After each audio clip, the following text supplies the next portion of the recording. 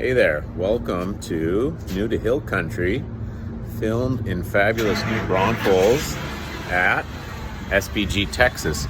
If you are just listening to the audio, you won't realize why I'm talking about the things I'm talking about exactly, but for the people who are coming with us via video, I'm just introducing the gym because this is one of our sponsors for the gym. We're SPG Texas, where you can get in on super high quality jiu-jitsu, yoga, meditation, and kids programs. I'm just kind of giving you a little bit of a walkthrough. We've got a wonderful retail section here, and we've got our main gym space, which has about 1,200 square feet, and we've got a second space with about 700 to 800 square feet, I think. Feel free to check in on us. We can get to our website, www.spgtexas.com. Our other sponsor is Element Electrolyte Mix, created by Elemental Labs in conjunction with Rob Wolf. And we are, as of the recording of this right now, the exclusive retailer of this product here at our gym. So if you want to come in and see what this is all about, whether you join our gym or not, this is an amazing product that really helps people get their hydration needs met. And now I'll let you get back to the show, okay? So enjoy the episode.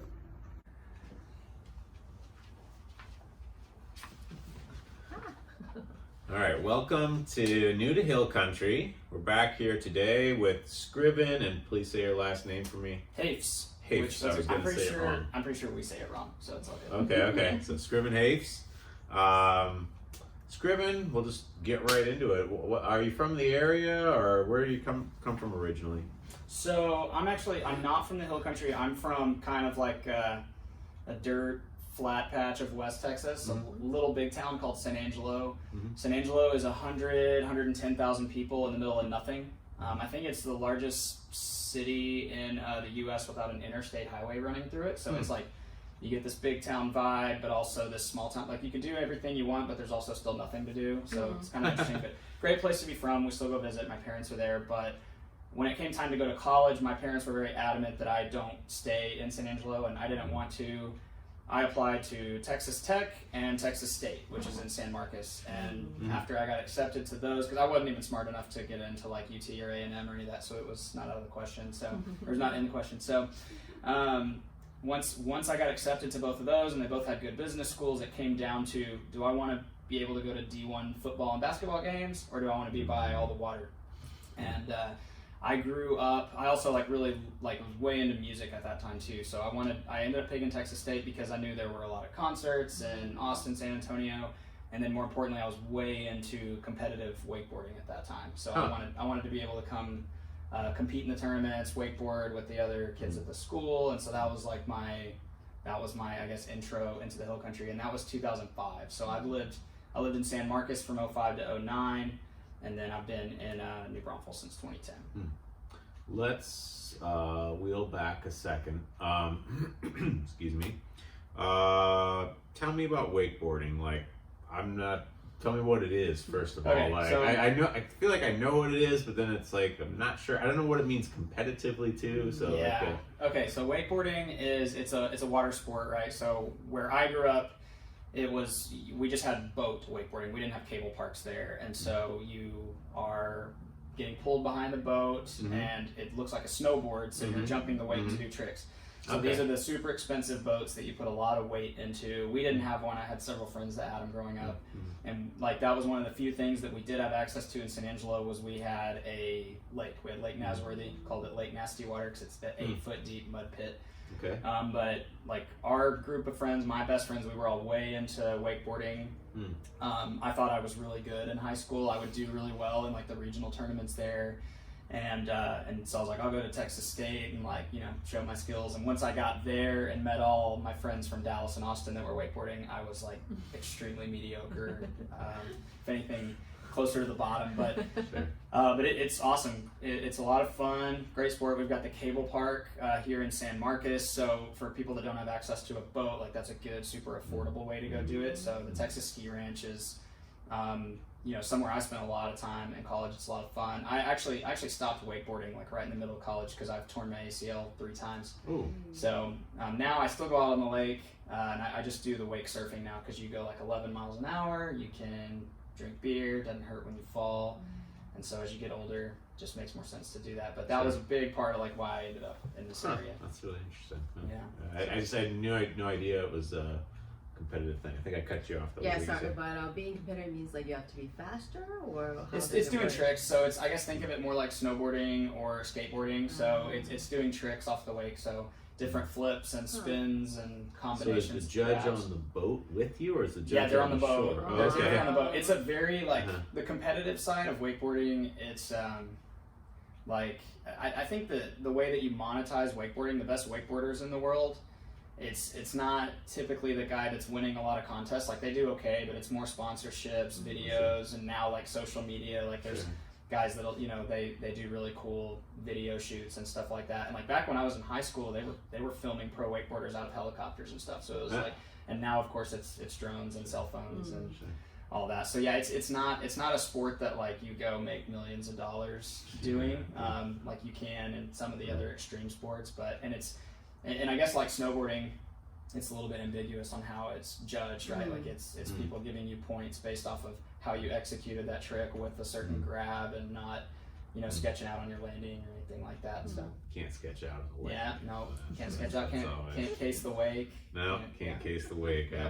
That part I do Clean. know. So maybe not really. Yeah. So, I've never been wakeboarding, so yeah, It's fun, man. So. I would try it. I mean, you've scared me away already from the high speed version of it, but the graduated version. Oh, surfing! Yeah, wake surfing's way better. Wake surfing you're way on more a my surfboard. speed, You're closer to the boat, and once you get comfortable, you can ditch the ropes. You're actually surfing behind the I boat. see. So Okay. that's all I do now. So I still have friends that wakeboard, and they're still good, but I'm out. So I have a weird relationship with water. Like I swam competitively as a kid, and it was kind of like your story, but at a much younger age. Like in the neighborhood pool, I was like, I was doing all right, and then I went and actually joined a competitive team. This is in Dubuque, Iowa, and like the swimmer families that start at like age 2. I mean, I was so far behind, and I just am not an athlete anyway. So it was like I never caught up. I was always like bottom tier and stuff. Like, and it was I just remember that first particular lesson that I came in. They're like, kids were like, "Who are you?" And I was like, "I'm pretty good," you know. Like, and then it was just like, "Boo!" I just got smoked, and it was like, "Oh, I'm like nowhere." Like they were all kind of laughing at me too. They kind of knew what was going to happen. It wasn't their first rodeo, I'm sure. That was me when I met some of my like really good friends to this day. It was like I kind of came to college, met the wakeboard clique. We got access to a boat, and it's like it's like 5 or 6 guys that like are just all meeting each other, going out, and like we watched like this one guy from Dallas he was in my wedding and everything, really good friend, but I was like, oh, this is like way better than anybody I know in person. Different level. Like I thought I was good, but I was like, these are the people that come to our local tournaments that were 2 divisions above us that we just assumed were like professional. And in San Angelo, it was like we were all the best ones there. We were good, but that meant we would go win like the hair advanced toss, the best ones here. We'd go win like the advanced or expert division at the tournament, and then they typically have what's called like an outlaw or a pro division. They usually call it outlaw at the time when it wasn't like an actual pro tournament. And these were people these weren't like real life people to us. They were just preachers from other areas. These were the dudes I went to college with once I moved here. Yeah. Yeah, there's always gonna be someone a little better, right? Yeah, it gave me a good dose of humility at 18. I probably needed it. So. I mean, eventually Michael Jordan got dunked on and crossed over and stuff. Humility comes to us all eventually, right? So, but it's all good. So then, you finished school, and you started to kind of settle here. There was somewhere in there I feel like I kind of missed 2005, 2009. Yeah, so I was at Texas State 05 to 09. Studied marketing just because I didn't know what I wanted to do. Definitely wasn't going to be a math or a science guy, so I figured business was a good versatile thing, and marketing was the easiest degree within the business school. So loved it. But yeah, I loved all 4 years in San Marcos. It was awesome because we could go to Austin, we could go to San Antonio. We had water access between the ski ranch and boats. We went to concerts. So I loved this area. And I met my now wife freshman year of college. Okay. Yeah, we started dating sophomore year, and you guys have met Maryland Sure, before. sure. But Awesome. yeah, so I got my first job. Like I wasn't like trying really hard to stay in the hill country. That would have been a goal. Like I actually moved back to San Angelo after I graduated, because I graduated in the 2008 recession, so it was not too good trying to find a job. And I ended up working for United Rentals, which is the largest equipment rental company in the world. So, and it just so happened that I was starting at their New Braunfels location. Like it was just, it was by chance. So I moved back to San Marcos with a buddy that was still in school for 6 months, and then I bought my first house. It's actually right down the street from here, over in those neighborhoods, right over next to what's now Hofbrau. Okay. Yeah, I was back in there, and we lived there 6 years, and my wife moved in, after I had been there about a year. So so I was really only gone for like 6 months, but I was in that house from 2010 until 2016. Okay. Yeah.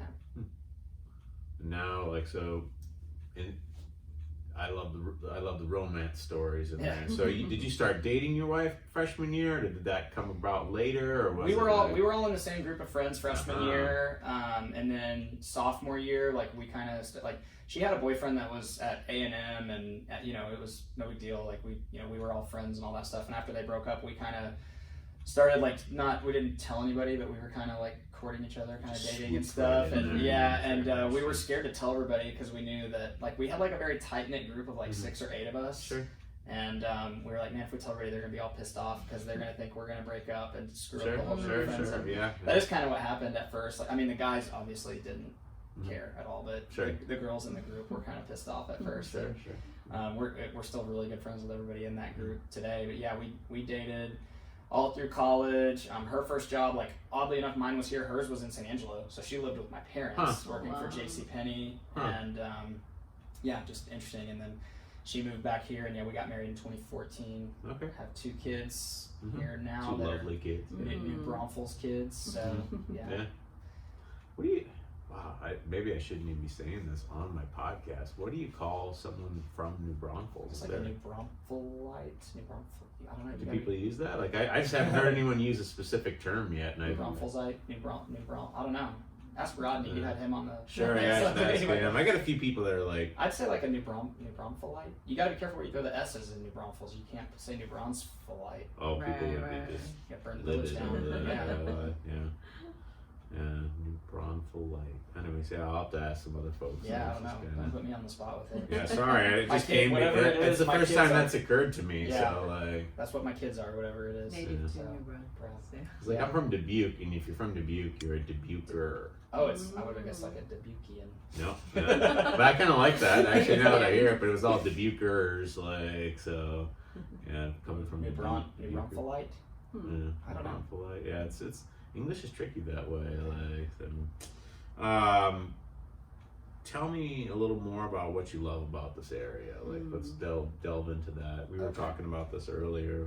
Yeah, and so you and I didn't really do much prep work on this. It was kind of like come in and talk about whatever you want. So which is cool. That's how we do it. Keep it raw. Me, I by nature, I love to play host for people. So and I like doing outdoor stuff, and I really love.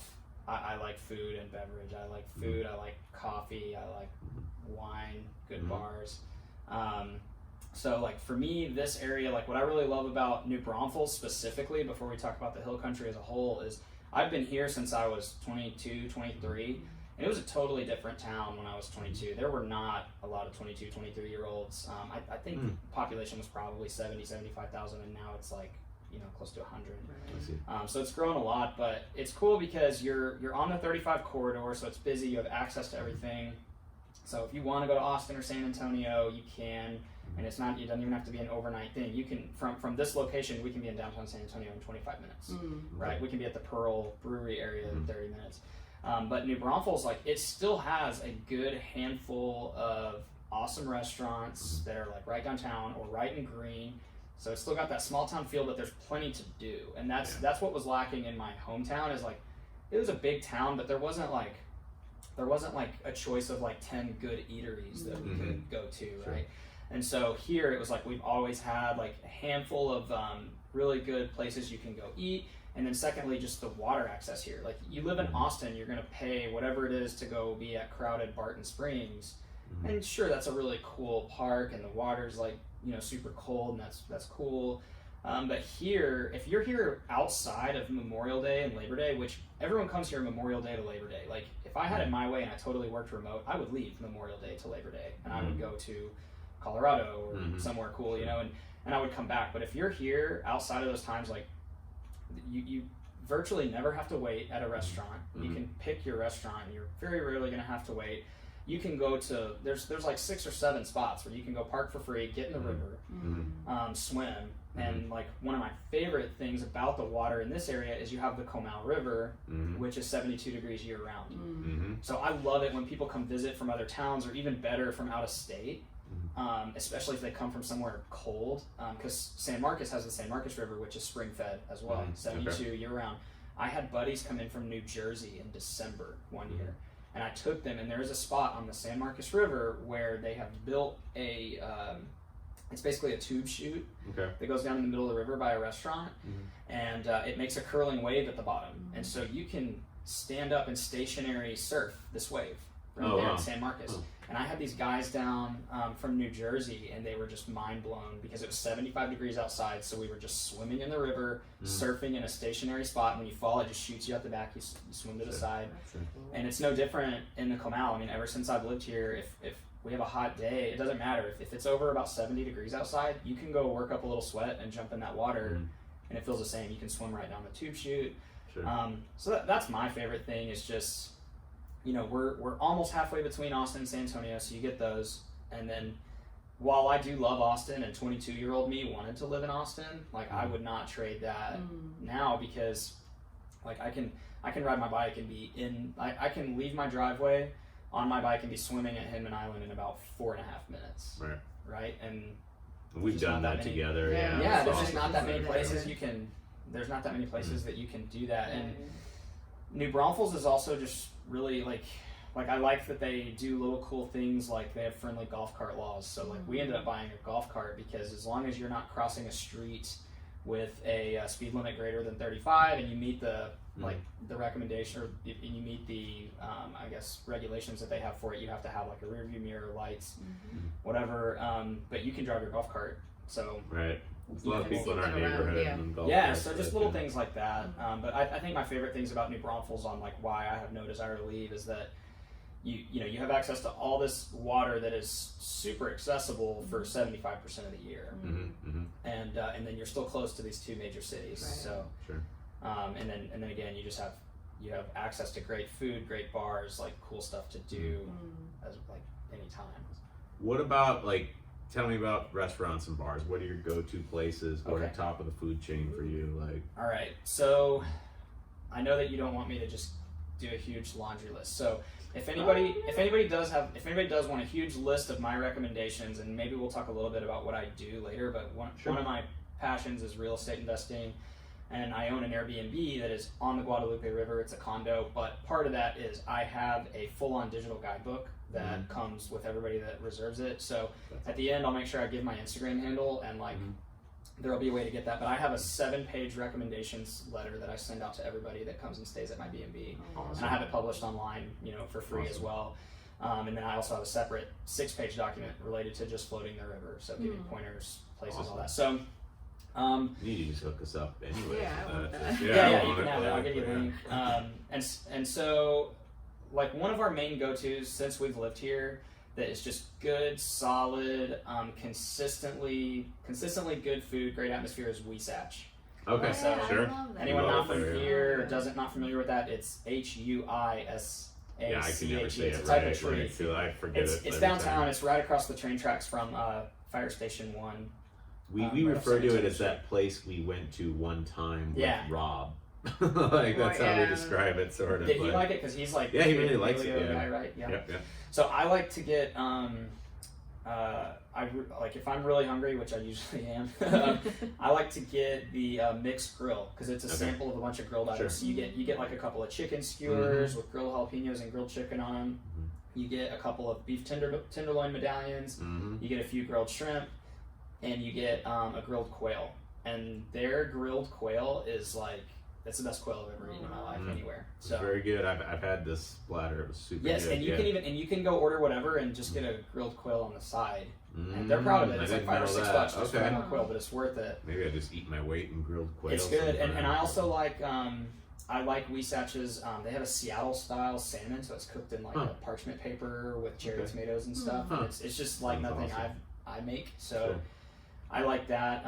Wasatch is beer and wine, so you know, if you're somebody that doesn't do beer and wine, keep that in mind. But the other cool thing about Wasatch is their wine is absurdly cheap. Like most wine at restaurants is marked up like, I think it's like 400% or something like that, when compared to like distribution or even like an HEB. But Wasatch has a lot of really cheap wine, and they always have, if you ever order to go where you go to pick it up, they always have 2 or 3 different kinds of wine that you can buy for $10 a bottle. Okay. So anytime, like, it's probably once a month or so, we'll just call something in for dinner, and I'll just go like, I'll just ask them like, hey, which one of these reds do you recommend? And you know, we'll leave with a $10 cab or whatever too. So I like Wasatch. That's like one of our go-tos. And then just downtown in general, you know, Myron's is awesome for the special occasion. It's a steakhouse. So what's Myron? We haven't been there. Myron's is a steakhouse. It is very pricey, but I think Myron's wins awards like lumping in with San Antonio. I know they have a location in San Antonio too, but it's a very, very good steakhouse. And it's like a traditional steakhouse. Like you pick your meat and like the sides are like table style, and you're going to go drop a couple $100, but you go, you know, special occasion or whatever, and it's phenomenal. The owners are local. So it's a great spot. McAdoo's is right next door to Myron's, and that's more like name, but I don't think we've been there yet either. So McAdoo's, I really love their atmosphere. Like that's one of the I love going during the day and sitting on the patio because it's a really old building that used to be a post office. So it's like old school brick. The patio, they've done a really good job. They have great cocktails. It's an oyster bar, so they have like all kinds of oysters, which is really cool. So I like to go like during the fall, like during football season, and just have like beer and oysters and stuff out there. And then they do have like a nice upscale Cajun style seafood menu. And I like their dinner, but I'm also somebody like, I don't like my stuff like over seasoned and over sauced. And so a lot of those Cajun seasonings, like I'm not gonna buy a $30 piece of fish and put a whole bunch of like cream sauce on it, right? Sure. Okay. And they do that on a lot of their stuff, and it's really good. People love it. But I tend to go and I'll get like Chilean sea bass or something like simple and still expensive. But or you just get like their seafood enchiladas, which are really good and they're cheap. But yeah, McAdoo's is something that is definitely a good go-to. So you got like those 3. Those are like your 3 more upscale downtown. You know, for anyone that hasn't been to Krause's, like Krause's is just a great time. They've got tons of beers, super kid friendly. If you can go on a Saturday midday while the farmers market's going, the farmers market here is better than like so many farmers markets around that I've been to. I love our farmers market. And so you can go like walk around, shop at the farmers market, go get a beer at Krause's, extremely kid friendly, live music, and you know their menu just has a little bit of everything. You can get a great Reuben sandwich, you can get a good salad, you can just get a pretzel. And right next door to Krause's is 188 South, which so what's that? So 188 South was there before as an Italian restaurant, and it was 2 restaurants in one. It was a Blue Moose Pizza and 188 South, and it closed down, and the owners of Krause's, I believe, have reopened it as 188 South again, and they still have like the super nice brick oven in there. So it's a pizza restaurant, and it's really good brick oven pizza. But they also have like a little bit of upscale Italian and like some tapas, so like some small bites, and then it's a cocktail bar. So again, it's going to be pricey, but I've been 2 or 3 times since they reopened it. It's awesome. I don't mind pricey if I like the food. It's so good, and their cocktails are good. They have like an ice dispenser that comes out of the ceiling, so it's like stacked up on the bar. Really good cocktails. They'll like smoke the cocktails, and so definitely worth it. That place is super cool, and I hope it makes it.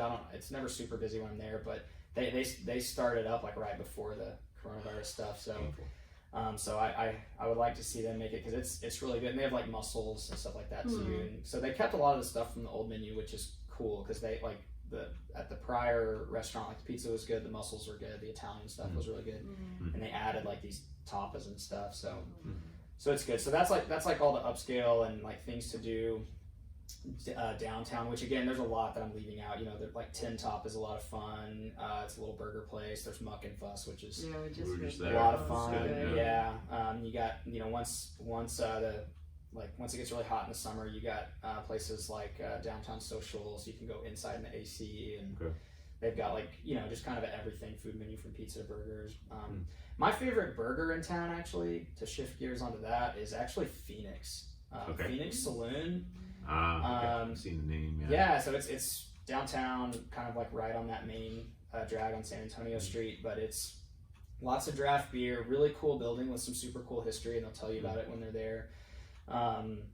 But they usually have really good like Texas country live music on like Fridays and Saturdays. But they were on Food Network for their chili. Their chili has like brisket. Right. One of our gym members has talked about this a few times. This chili to me. So, you know, there's a lot of places here that have really good burgers, but the way that I describe a Phoenix burger is like if you had a friend who's like just a legit like really good cook or a chef, and they cooked it in their backyard, because it's like a good thick meat patty that I guess they do them over an open flame. It might be on like a griddle. I think it's on an open flame, but they have like really good high quality like pickles and vegetables. So it's just like everything is just really fresh and just prepared well, and they have like these really good sweet potato wedges. So that's like my favorite burger when I'm craving one in town. Making us hungry. I know, you're doing such a good job of describing. I know. I told you, I was like, I don't know what I want to talk about, but I was like, I like talking about food and water spots. So that's good. It's good. So and then you got the whole green area for food and stuff too, which again, like I kind of avoid green in between Memorial Day and Labor Day. It's just such a madhouse. But there's a lot of great food and fun stuff to do over there. So I like downtown a little bit more, but I do like going to Green during the day to go to like the Grapevine, which is on the corner right across from Green Hall. They usually have good music, it's real chill. They got oak trees out there, and you just sit out there and have beer and wine. And Mosey's right across the street is actually a really, it's a sleeper for how good their food is. Like everyone just imagines it as a bar. I see. But they have really good food Mosey's over there too. Yeah, like their fish tacos and sandwiches, stuff like that. Yeah. Well, let's talk a little bit about that was fantastic. But let's talk a little bit about what you do. You and I talked about this a little bit. I'll let you introduce it. Cool. So I have been a corporate like sales like strategic seller for 10 years first and foremost. So I still do have a W-2 job. I worked for United Rentals, renting construction equipment. Did normal job sites up to where I did key accounts in oil and gas. I worked for a industrial and oil and gas safety company for a couple years, doing key accounts for like, it was for things like drone inspections and safety packages and stuff like that. And now I'm actually with 3M, and I'm a breathing apparatus specialist. So I mostly deal with fire departments. So like I have close friends at the new Braunfels Fire Department. We work with San Antonio, Austin. We're the leading manufacturer. 3M bought a company called Scott Safety, which if anyone out there listens to this and is a firefighter, you know who Scott Safety breathing apparatuses are. And so I'm the factory rep for that for all of like Central, South, and West Texas. And I love that. However, I became really interested in entrepreneurship and real estate specifically 3-4 years ago. So what I do on the side is I study that a lot. I've saved money to try to do one project at a time, and so over time I've bought a couple of duplexes and triplexes. So I have a duplex with a partner, a triplex with a different partner, and then I have 3 more duplexes that are all next to each other that are a portfolio that I just bought this last year. And these are all in different parts of San Antonio. My two that are with partners are on the south and the west end of downtown. And then my 3 that are together are in the Leon Valley area, sort of, so kind of close to the Med Center. And like what I do is I specialize in finding properties that need work, like the rents are under market, they're mismanaged, or maybe the owner's out of state, and there's deferred maintenance. So the newest units that I bought for long-term rentals were built in '83, and so I specialize in finding that stuff where I can take it to my banker and say, hey, I'm going to buy this for 150. I'm going to put 15 grand into it, so I'll be into it for 165, but it's going to appraise for 195. And I basically set up a loan where I borrow against that future amount, so I'm creating equity on the front end. And basically what that means is if I'm able to find the right deal, I can essentially come out of pocket very little to do that, and then raise the rents and fix them up, get newer tenants in there, and it's not like we go in there and we just like say, hey, the rent's this now. Like we do a whole new paint scheme, we do new countertops, paint the cabinets, all new floors, new fixtures, new light coverings. Like we go in there and we do it nice, and we charge what a fair amount of rent in that neighborhood is for a nice unit. So we find stuff that's undermanaged and got fences falling over, bugs in there, and management isn't listening, and we go in there and basically revamp them. And so and the reason I picked that asset is it gives me the opportunity to go in there and I run the numbers and create that value, so I can take it to a bank and say, hey, here's what we're going to do. And that way I don't have to come up with a 20% down payment and all this construction, because there's I don't have $200,000 sitting around to just go buy these over and over, right? I know, right? So I've really fallen in love with doing that. I've built that portfolio over the last 2 years, so it's happened pretty quick. I'm still actively trying to grow that, but in the meantime, we bought a vacation rental that I was talking about earlier. So we have a condo at Water Wheel Condos on the Guadalupe River, kind of right down the street. It's right off Union Street, so it's right by where the Comal and the Guadalupe come together. And I'm just loving that because I love hosting people, helping people out, and so my wife and I have had a blast doing that Airbnb, and it's doing really well. So now I'm just deciding, do I want to go get more of those, or get more duplexes, or look into other stuff. But I guess at my core, what I really care about is time freedom. So my whole goal is I'm trying to figure out what is the best way that I can get to a point to where I've built enough stability and cash flow that we can kind of own our own time. I'm nowhere near that yet, right? But I just want to get to where I've created enough month-to-month cash flow, as well as just with side businesses, with working on these deals. I work with some partners and buy and sell raw land on the side to generate a little bit extra money for down payments. And I just want to get to a point. I'm not trying to like have a yacht and fly around in first class, but I would love to get to a point where I'm working at my W-2 because I want to, and where I'm not really worried about my kids' college. And we're, our oldest son is 3, and we still are like already trying to kind of teach him about money and how that stuff works. And not sure if he gets it yet, but we're just making that we're making that a common thing, right? That we talk about that stuff. So I'm super passionate about financial independence, real estate investing. So if anybody wants to reach out to me, I'll give my Instagram out at the end of this. That's the quickest way, because I'm still building all this stuff. I have a website that kind of is for buying and selling land, buying and buying and holding my multifamily stuff. But I've also got my Airbnb. So I think I'm actually just going to build a personal website that's kind of here's all the things I do, and here's how you get to each of them. And one of my goals that I want to get started pretty soon is a networking group. There's real estate and investing networking groups all over, but I haven't found anything in New Braunfels. So if anyone listens to this that knows about a real estate meetup specific to New Braunfels, and I don't mean specifically for real estate agents to get together or anything like that, just people that want to talk about investing, even if you don't invest in this area, or if you do, great, but I just want to get a group of us together that we could go somewhere like Krause's, get a table, get some beers, and talk about hey, what lender are you using, what area do you invest in, and just learn off of each other, help each other out. So that's one of my goals, is I'm hoping to set that up, to have a networking group that's something that's low key, but where people can come and connect. And because I love networking, I love connecting. I'm not shy to call people, introduce myself, sure. anything like that. So. Actually, keep us in mind for that, but also it just kind of brings to mind how we met. I wanted to make sure we talked about that. Yeah, it kind of came in. I sometimes forget about it, and then I was really funny. As you were talking about, I was like, oh, did we meet at the river? I was like, no, we didn't meet at the river, and it kind of came back to me. I'll let you tell it. Yes, I want to tell it so selfishly, but it's funny. So we met through a mutual friend, Jason Kilgore. Jason is the owner of Sport Hall, one of the co-owners at Sport Hall, which they own the CrossFit name, but that's not at all what Sport Hall, that's not all they do. They have They have CrossFit classes. They have foundations of human movement, so mobility. They have like a daily grind that's more of like your high intensity interval training class, so like a 45-minute class at 8:15. They have barbell classes, running club, all kinds of stuff. Super awesome gym located right by Dos Rios, which is another amazing restaurant I forgot to mention. Right.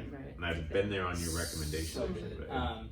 So anyway, Jason owns that gym, and Jason and I were talking about something similar, how we wanted to put together a networking group for like just guys that want to better themselves. It started off as more of like an entrepreneurship networking group, and then it's like, you know what, let's just put anybody that's kind of got our mindset so we can all bounce off of each other. And it started off as this group text, and you know, Jason would kind of lead the charge, and he'd be like, hey, I'm going to take 5 or 6 steel maces or kettlebells out to Hinman Island Park, and we're going to move around and then swim. And you just never knew who was going to show up. And so it's kind of cool. Like, I'd always go and I'd meet 2 different people that I hadn't met before. And I'm like, oh, you're that guy from the group text. And so we kind of had that going. And one day, what was the occasion? Was it a football game or a... I guess it doesn't. There was. I guess it doesn't matter. Was there a football game on in the background? Maybe. Yeah. I don't know. So I guess it was. It must have been fall because Marilyn was pretty pregnant with our baby girl who's now 5 months. But anyway, so I just texted everyone in that group and I was like, hey, I'm gonna be cooking a bunch of stuff. I think I made like a handful of different types of like finger foods and tacos, like just stuff in the crock pot and on the grill. And I was like, if anybody wants to come, please come by. And I texted the whole group, and there's like 15 people in there. And Mike and I had never met in person. And he was like, yeah, I'm gonna come by. Like, so I was like texting with him offline, like, this is my address. Yeah, come. And like, and I was telling like my friend, like, cause I had probably 10 or 15 friends over too that are not part of that same group. And I was like, hey guys, this dude and his family's coming over. I met him through Jason. Jason's kind of a space cadet, so I was like, we could be getting anything. I don't, just to let y'all know, I don't know who's coming over. And I don't think Mike realized like that we had never met, so he was, and he also thought that more people from the group would be there. And like, so I thought more people from the group would be there, A, and then B, I wasn't sure if we had met or not, because I had gone out, met with Jason. How I met Jason was through Rob Wolf, and like he and I had like got together for coffee one time, and we were just talking, and like, you know, and just I like his energy, you know, he's just got that great energy, and I was like, you know, we should just hang out more. And he's like, oh, well, you know, come down to the river with me and stuff. Like, we go hang out in the river. I didn't really know what I was getting into with that, and that was awesome though. But there were like 4 or 5 guys, at least 1 or 2 of the times I went there, and I just didn't remember everybody's names too. So I was like, maybe he was have met this guy Scriven, but so I had someone in mind that you might be, and then when we got to your house, you were not that guy. No. When we came to your house, it was the first time you guys met? Yes. Yeah. Oh, I didn't know that. You didn't know that? You guys Hey, such good chemistry. But yeah, like you guys came in and like we had a blast. We had a blast, man. We had a lot of food. We got the whiskey out by the end of it too. Yeah, like Mike basically was saying that he likes good whiskey, and so I was like, hey man, I do too. I have some. So so we bust out the whiskey. We let the kids play. We got to learn some Korean from Lauren. So she put Reed's puzzle together like faster than any of the adults could. Something I remember very sharply is I came out of the bathroom. I was already getting fairly tipsy, and I accidentally put my hand on the shoulder of someone who's not my wife. Like, that was good. The hair was all dark from behind, and I was like stumbling a little, and this was like, hey, so are we gonna? You are not my wife. Like it was like, right at home. That's all right. Like curled up into myself, so but nice she was so nice about it. We got a laid back group of friends. It's all good. Yeah, it was fun. Like, we had a really good time that night, and so, and then ever since then, like, we've hung out a few times. We went to the river together. Sure. You gave me, I mean, we should talk about your business a little bit too. You want? I won't stop you. I came to do a private lesson whenever you guys first opened, and like I had intended on signing up. The problem is the class times for me currently, having a 2-year-old and a 4.5-month-old are really tough, and I travel for work. So I'm hoping to eventually get to come do this and or possibly get my kids into it. But you did spend some time showing me the cool facility, and we did like a quick lesson, and you showed me how to execute a rear naked choke. So So now just like I got my whole house in order because every time anybody says anything, I just choke out my Choke 'em 3-year-old, out, yeah. choke out my wife. Count to 10 so you don't kill them, Like, right? just tap out. So no, I'm anybody sure that they knows did my tap. anybody that knows my wife knows that she can handle herself. So Sure. yeah, man, she's feisty. So but no, it was fun, man. It was awesome. I mean, at a certain point, when you feel like it was 5 months since the pregnancy, so I guess she must be pretty well recovered and everything. Yeah. Like, but later on down the line, I mean, you also have the really young kid to take care of. I understand that everyone's situation is different, but it would be great to bring her in. And Well, that's what I told her. Yeah. I told her because I had told her like what you relayed to me about. You were basically saying like Lincoln, like he can quit if he's not into it, but Sure. Lauren has to get to a certain threshold. Yeah. Right. Yeah. Which what belt is that she has to get to? I kind of changed my mind about this little by little, but I'd like to see her in a blue belt minimally. Like, Yeah. if Lincoln really just, someone's like, look, Dad, I'm not, I'd be like, whatever, I'd kind of let it go, Yeah, but yeah. like, I'm not going to make him do something he hates or something, but yeah, Lauren's got to be in that blue belt at Yeah. least. Because what a blue belt means for people that don't know jiu-jitsu is the belting in jiu-jitsu is very different from most other martial arts. Usually, and I'm not trying to disparage other martial arts by stating it this way, but 2 to 3 years will get you a black belt in a lot of martial arts, and that's not any kind of value judgment. In jiu-jitsu, it takes like 10 years typically to get a black belt, and a blue belt takes 2 to 3 years. What a blue belt means to me, and when I give a blue belt to someone, what that means is that if somebody came in off the street and they're in your basic size category, we're not talking UFC fighter Derek Lewis who cuts to 265 or something, which that's a challenging situation for anybody. Yeah. Someone's walking off the street, they're about your size, you should be able to handle them, no problem. Yeah. Like, and it should be easy, really. Like, within however easy fights can be, Yeah. like, but you should have the skills to Have a neutralize significant that person. advantage, yeah. And if I were to relate that to a real life situation, there was that terrorist that tried to take over the train in France. Yeah. And there was like 3 military guys, and there was the one guy, I think his name was Spencer or something like that. And like one guy looked at him and was like, Spencer, go. And like Spencer was just a blue belt. He ran. They heard the gun jam. They knew the gun had jammed because they were military guys.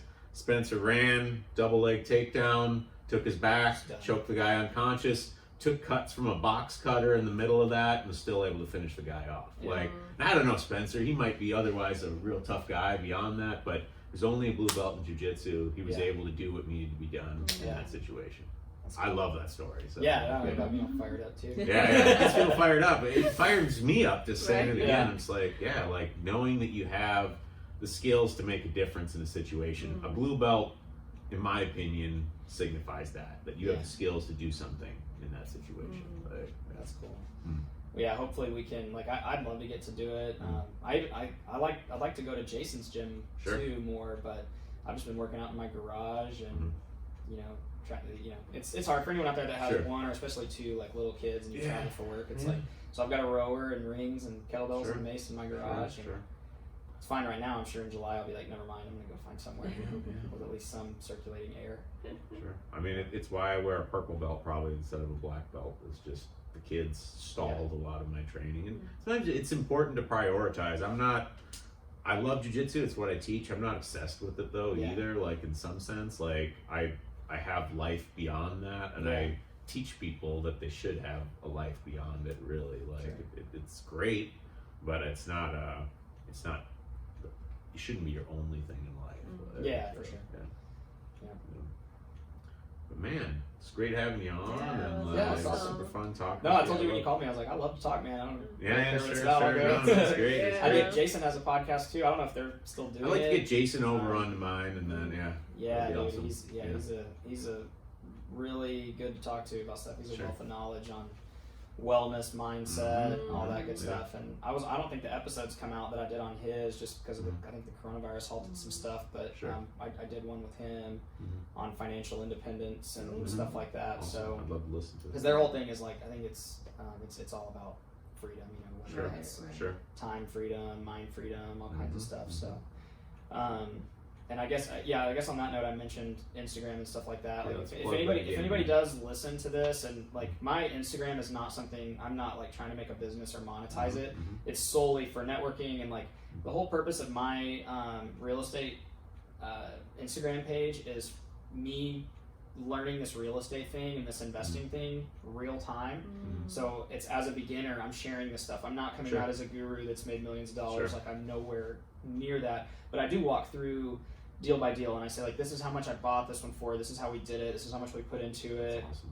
Knowing what I know now, like my first deal was very like pedestrian. It's not, but that was my stepping stone to deal 2. So I explained how I got that, which led me to be able to do creative financing and buy 3 duplexes with less cash than I paid for half of one duplex 2 years before. Yeah, that's awesome. So I just like go over stuff like that, and then some days I get kicked in the teeth, and it's not like I don't go on there and make logos and do cool fonts or anything. Like I just talk to the camera and I'm like, here's how I screwed up today, and some days I'll put like a video on where I'll record like me going through how I run numbers. So it's kind of all over the place, and I'll post a lot for like a week, and then I'll leave it alone for 2 to 3 weeks. So again, not anything I'm trying to monetize, just so I can share my stuff, hopefully be helpful to people, and then again use it to connect. I want to be able to get a local networking group together. So the handle is at grassroots_wealth. Okay. So it's just basically saying like, you know, beginner level grassroots. Text that to me too. When I put the podcast out, I'll probably try to put that in the show notes. Yeah, and that way, like if anybody wants to see like all my recommendations of restaurants and stuff like that, because it's something cool. Like if you have family or friends coming in to stay in New Braunfels, you can be like, oh, just check out this dude's online guidebook, or I'll even email people the PDF version. Like I don't care, because it's all stuff that I've